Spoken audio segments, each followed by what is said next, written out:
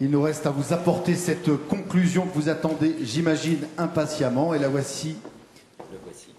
Qu'elle arrive, cette conclusion. Elle arrive, cette conclusion. Aux côtés donc de Jean-Pierre Lepesteur, président du conseil d'administration de l'ANFR. Comme pour les autres, applaudissements s'il vous plaît.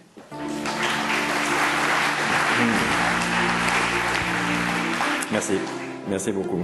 Il vaut mieux applaudir avant que d'applaudir après. Vous vous senteriez obligé de le faire. Mesdames et messieurs, comme l'année dernière, c'est un plaisir évidemment renouvelé de conclure les débats, ces débats qui ont été nourris et pleins d'élan. C'est aussi évidemment, vous en doutez, une gageure, étant donné la qualité des propos de nos intervenants et la richesse des idées qui ont circulé sur l'estrade. Avant de vous livrer, donc de tenter de vous livrer ce que j'ai pu retirer de cette journée, je souhaiterais donc remercier une dernière fois et très chaleureusement tous nos intervenants ainsi que les animateurs pour leur engagement à cet événement. Ils ont bien voulu partager avec nous leur vision stratégique, innovante et au passage nous laisser voir la place invisible et essentielle des fréquences. Je tiens aussi au passage à saluer les efforts des organisateurs pour se rapprocher d'une parité homme-femme au sein des intervenants.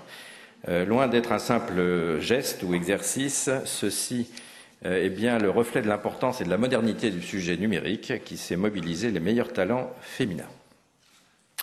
Merci aussi particulièrement à nos keynote speakers, en particulier, et à commencer plutôt par François Rancy, je ne sais pas s'il est resté avec nous, je crois. Oui, François, bien sûr, qui s'est déplacé de Genève, et bon, c'est pas très loin Genève quand même, mais s'est déplacé de Genève et qui représente cette grande institution qui est l'UIT. Merci aussi à Joël Toledano, qui a mené récemment un travail approfondi sur la gestion future des fréquences, avec l'engagement qu'on lui connaît.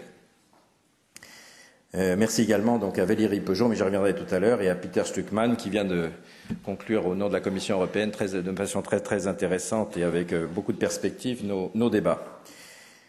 Ils nous ont tous, dans leur registre, délivré leur vision et ils nous ont permis d'entrevoir les questions d'avenir auxquelles les gestionnaires de fréquences sont confrontés et déjà au quotidien, au niveau national, européen et international. En effet, comme le disait François Rancy ce matin, les fréquenciers vivent naturellement avec 20 ans d'avance. C'est leur religion et tout au moins doivent anticiper des besoins qu'ils ne connaissent pas à cet horizon. C'est eux qui préparent d'une certaine façon la trame invisible qui soutiendra les développements de réseaux, de fonctions, d'objets, évidemment connectés. On a prononcé le mot, je crois, un certain nombre de fois dans la journée. Et on le constate une fois de plus, le spectre radioélectrique est un levier de croissance pour l'économie, certes, mais c'est aussi en train de devenir un sujet sociétal. Il se transparaissait dans beaucoup d'interventions et les fréquences sont au sein de ce débat sociétal l'ingrédient assez essentiel de la connectivité en mouvement. L'homo connecticus, femme et homme, va se trouver au centre de la grande révolution que cette connectivité permanente va induire. Qu'en fera-t-il? Qu'en ferons-nous? Le débat dépasse de loin notre sujet d'aujourd'hui. Le rapport au temps, l'interférence entre la sphère privée et l'espace collectif, les modèles économiques, une chose est sûre, tout va changer. La manière dont nous communiquons, excusez-moi, j'ai cru faire comme Joël Toledano tout à l'heure, perdre une partie de mon discours. Non, je ne ferai pas comme elle. Mais elle s'est rattrapée, et moi je ne sais pas me rattraper dans ces cas-là. La manière dont nous communiquons, la manière dont nous nous soignons, nous déplaçons et dont nous consommons. Ce matin, nous avons pu voir que la galaxie des objets connectés n'a de cesse de s'étendre d'une manière plus ou moins ordonnée avec les à-coups qu'engendre la rencontre avec le succès ou avec l'échec. À n'en pas douter, le volume de fréquences qu'utilisera cette galaxie sera de plus en plus fort et les fréquences devront savoir offrir les réponses attendues en volume, en dynamique, en partage, en évolutivité. Il nous faudra donc proposer une meilleure utilisation. Il nous faudra aussi proposer une meilleure utilisation des fréquences actuelles. Nous en sommes sûrs, c'est un des grands chantiers de l'agence et des affectataires de fréquences, à n'en pas douter. Comme un trait d'union entre les deux tables rondes de la matinée, Laetitia Gazelle-Antoine et Olivier Hersan signalent la véritable urgence, l'opportunité pour nos industriels d'ailleurs, à miser sur le développement de réseaux intermédiaires d'objets connectés, ce qui pourrait grandement faciliter les coexistences entre systèmes, dont le directeur de l'ETSI nous a montré aussi ce matin les enjeux d'une normalisation intelligente au niveau mondial.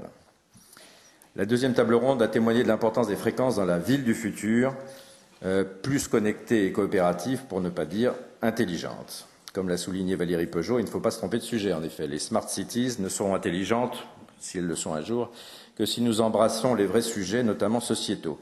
Et si nous comprenons bien comment garder la maîtrise de ces nouveaux systèmes basés sur les technologies invisibles dont les fréquences sont une des dimensions. La dernière table ronde, enfin, nous a rappelé que ce futur grand système de connexion numérique, partout et à tout instant, ne pourrait devenir réalité sans des réseaux adaptés, déconcentrés, virtualisés. Ces réseaux devront gérer des gammes de fréquences très variées, des standards différents, des tailles de cellules elles-mêmes variées, et aussi s'appuyer sur une gestion de l'énergie nouvelle.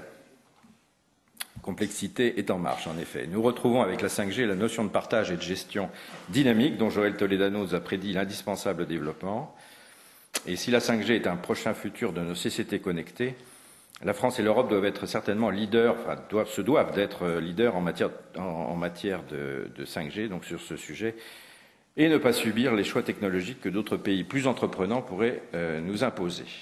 Alors même que nous avons en Europe les équipementiers et les opérateurs au niveau le meilleur dans ces domaines.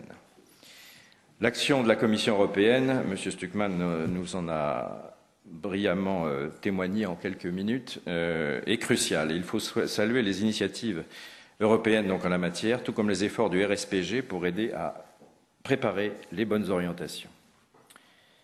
Pour terminer, cette journée a permis de mettre le spectre en lumière. Une fois de plus, une fois par an, nous mettons le spectre en lumière, nous le sortons de l'ombre. Et je remercie la ministre Axelle Lemaire d'avoir bien voulu continuer ce cycle de conférences, comme le disait Gilles Brégan ce matin, et d'avoir de nouveau mis à notre disposition le cadre prestigieux qu'est le Centre Pierre Mendès France.